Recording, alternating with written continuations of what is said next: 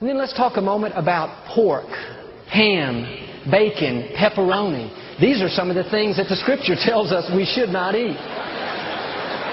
The ushers have already locked the doors. And of course, this has to do with anything that comes from a pig, a hog, a swine. And I know some of you love pork chops. You love ham and cheese sandwiches. I grew up on all that. I love bacon. But for our health's sake, we have to be willing to make some changes. God knows what's best for us. And back in the Bible days, the pig was considered unclean. It was never considered a source of food. And one of the main reasons why was the pig will eat anything. A pig eats waste and garbage. This is kind of gross, but a pig will eat its own dead child. A pig will eat other sick and infected animals. They're scavengers. And what's interesting is the pig has one of the quickest and poorest digestive systems of any animal. It takes only 4 hours, and that's not good.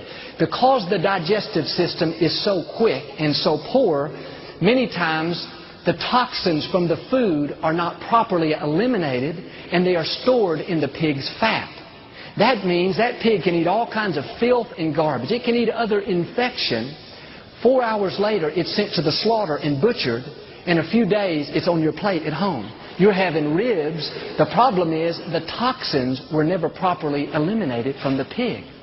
On the other hand, the animals that God says are okay for us to eat, like cow, lamb, deer, buffalo, these animals eat fresh, clean vegetation. Their digestive system is much more sophisticated. In fact, a cow basically has 3 stomachs. And that fresh, clean vegetation is processed through a digestive system that takes 24 hours.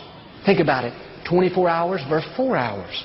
Would you rather eat an animal that eats waste and filth or an animal that eats fresh, clean vegetation? An animal that poorly processes the food and stores the toxins in its fat, or an animal that properly eliminates the toxin from its body?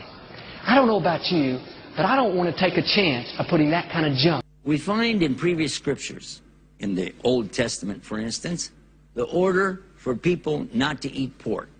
I remember in the 1950s, the people argued against it and said, oh, that was back then. They didn't have refrigeration. Now we have good refrigerators and freezers. And we know now that that's the problem, is that the meat just needs to be quickly refrigerated. And if we can just do that, then it'll be fine. In the late 1950s, they discovered it didn't work. There were other things coming out of this meat, and refrigeration didn't cure everything. 1960s, now we've got a new way to deal with it. We're going to put some chemicals in the meat. Late 1960s, whoops, that didn't work. I have to try something else. Since then, they've done what they call flash freeze. Freeze it, and now that should work.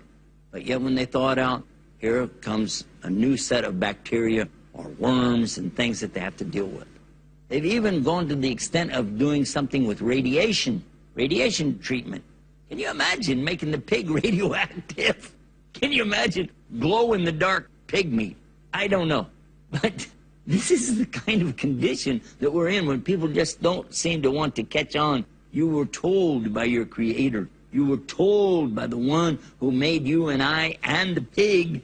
He made us, and he told us what to do. Now, of course, we have this in Islam as well.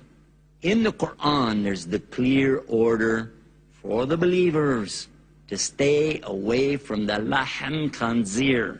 Laham is flesh, khanzir means pig meat.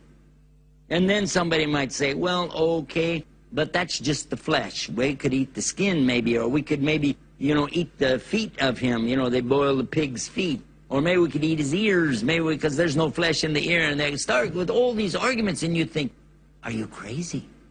What is the matter with you? Haven't you understood? Here, you have an order from your Creator, the one who manufactured us, okay? He's giving you clear instruction. Here's your book. Here's the owner's manual. Don't do it. And you're trying to find ways around it. What about alcohol? Again, for centuries we've been told, don't consume alcohol. It says in the Quran, more or less the meaning of it is that there are benefits, okay, but there's damage. And the damage far outweighs any benefit you're ever going to get out of the alcohol. So leave it. Do not drink it. Don't drink alcohol. Today they can show you scientifically, well, the chemical reaction inside the human being, the dependency on alcohol, there is something that's addictive within there, and some people are unable to get away from the addiction when they get into alcohol. They become alcoholics, and there's nothing they can do about it. How come we couldn't just take what it said? Don't do it.